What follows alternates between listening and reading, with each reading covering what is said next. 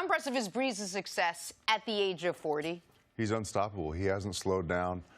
To continuously do this year after year after year after year. And, you know, to come out like that at home and start their season off like that with a last-second win, that's what you need at that age. You need a little bit of, you know, you need something to add a little pep in your step to motivate you each week. So it was great to see them do that. Nick's our show historian, so he gives us all these numbers. Brady at 42. Man, no one's played as good as Brady did since George Blanda. Blew my mind yesterday. And then we see Drew Brees. Sunday night Brady, Monday night Drew Brees. Carson, I know your brother. He does a lot of training of the quarterbacks coming into and also the veteran quarterbacks. Is what we're going to continue to see? These veteran quarterbacks playing 38, 39, 40. Because based on the way the rules are and everything, should we get used to this? I think so. I think the quarterback's the most protected position on the field. You cannot pile drive quarterbacks. Every time you see a quarterback get hit now, you see him looking up at the ref for a potential flag every time they're getting hit. So you're going to see him get hit less and less. Guys don't want to get fined. Guys don't want to get kicked out of the game for hitting the quarterback. So you're going to see quarterbacks, and now that with all the, you know, dietary things, all the training things, all the, you know, the advantages we have today in 2019, guys are going to continuously play into the 40s, early 40s. Chris says it all the time. It's never been easier to play quarterback in this league, and he's not talking about compared to Blanda's era or even compared to the beginning of your era. He's talking about like the beginning of your career to the end of your career. I don't know if you thought you were the best quarterback you've ever been in the last couple of years, but the closest you ever came to winning league MVP was your second to last season or third to last season in Arizona. I think statistically your best season, that really great Cardinals team that you had. How different has the game been from when you and Drew and Tom came into the league, which is around the same time, and how it is right now or right when you stopped playing?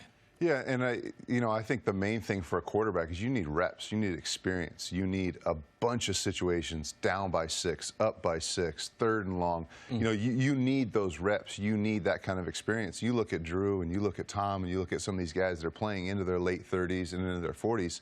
They have more reps, they have more experience doing it.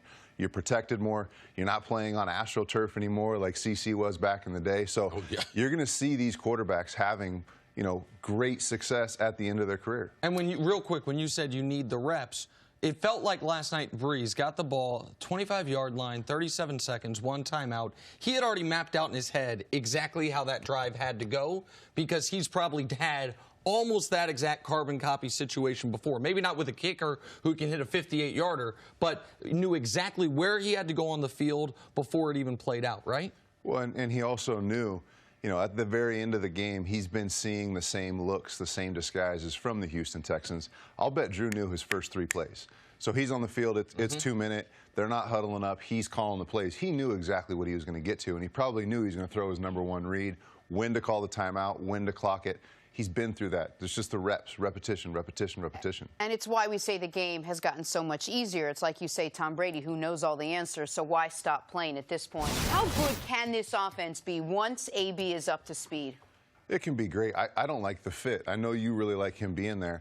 I don't like the fit. He's going to have some great games where he has 10, 11, 12 catches for 160 yards and 2 touchdowns. But then he's going to have some games where he has 3 targets and 2 targets and 5 targets. And he has to be able to give up those catches, give up those touches, and fit into the system. I don't like the fit. I also don't like his fit with Brady. Brady needs precision. He needs a route that's run at 12 yards. Every time a guy runs a curl, it's at 12. Sometimes AB's at 10, sometimes he's at 14. He freestyles it sometimes to get himself open. I don't like that fit with Tom Brady's style. And the reason with AB doing what he was doing, we had to schedule you because a lot of people just forget what you went through in Cincinnati with the wide receivers that you played with. Now, Carson has always said great things about him. But I remember one time Marvin Lewis called me and said, Chris, man, I believe we can get a championship here. We got a few guys. I want you to come in and talk to the team leaders, maybe give us a couple little helpful little pointers of how this team can come together. I sat down with Carson. I sat down with the other team leaders, too. Chad Ochocinco didn't show up to work that day. So Carson, it was basically me and Carson kicked it. I found out Carson was a great leader, and there was things going on that was out of Carson's control. So as these diva wide receivers, it's not make-believe. We wear the quarterbacks out, and you just don't like to fit because you know Tom. and you know what they've operated. But what I've been telling them is you're going to be shocked because of Belichick. All right? He is a disciplinarian, and if you don't have that, the quarterback and the other players in the locker room, they don't have a chance. So I believe in Belichick. I talked to Randy Moss before he went to New England, and he had a different attitude. He didn't like what I had to tell him before he went. But when he stepped into the door at New England, he did everything the right way. I believe AB is going to do that, Carson. We'll see. I mean, the proof's in the pudding. We'll see. I don't like the fit. I think the social media thing and the Patriot way. There's got no AB, doubt. I totally agree set in with his you. ways. Once you create that monster, which was created in Pittsburgh, it just takes off and runs. You can't then all of a sudden start pulling the reins in. I don't like the fit. I don't like the match. I think it's going to be really interesting over the next month or so to see what happens. We hear guys say all the time one of the things you said, but I don't know if we've ever had someone explain why it's so important, which is if a route's supposed to run at 12, Tom expects it to be run at 12, and if you run it at 10 or if you run it at 14, it screws the whole process up. As a quarterback, when you can rely on a receiver, even if he doesn't have near the talent of AB, to be where he's supposed to be, what does that do for you? And on the flip side, even if a guy's super talented, if he's not where he's supposed to be, what does that take away from you? Yeah, I mean, you look at Tom Brady. Tom Brady is operating on level 10 of 10 levels. So pre-snap, if he's got a curl on the right side of the field, he's using his eyes, he's manipulating the defense in order to get the ball to the curl route that's supposed to be run at 12 yards on a certain rhythm and timing.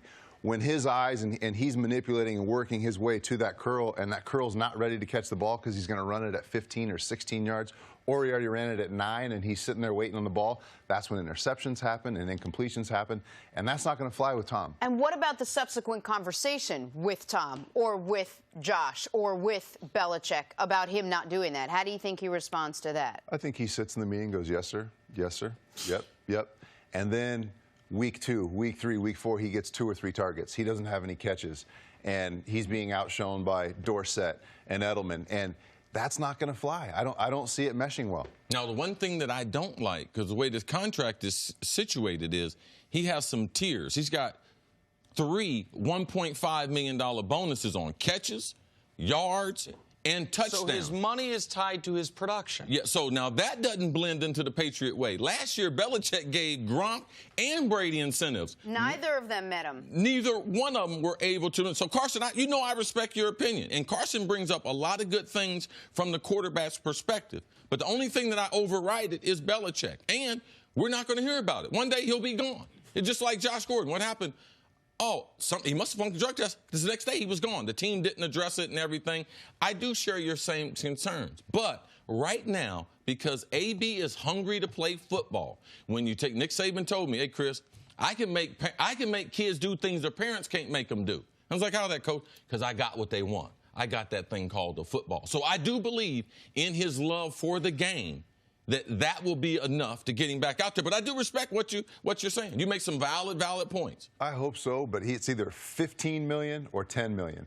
And in AB's head, although that $5 million is in incentives, he's thinking he's making $15 million this year because there's no way I'm not going to hit my incentives until he only has 2 targets in week 2 and 3 targets in week 4. Because Belichick doesn't care. He doesn't care. No, and the last little thing, Nick, what the wide receiver going into an area before he's ready, that's why Ben was mad about the interception. The one when he broke in. He was supposed to take 2 steps, which in turn the DB breaks. The linemen, it makes them break sooner, so everything is off. Carson, tell us what you're here in New York, and we're very, very grateful. This is your second time visiting the show. Yeah, thank you for having me. I'm representing FedEx on the NFL Air and Ground Players of the Year award this year.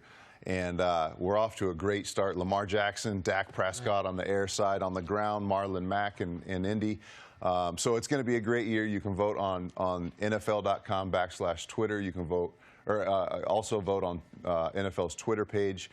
It's going to be an exciting year. Last year, Patrick Mahomes won it. It was really cool to see Saquon won it for the ground. So it's going to be a great year, and I'm really excited to follow it.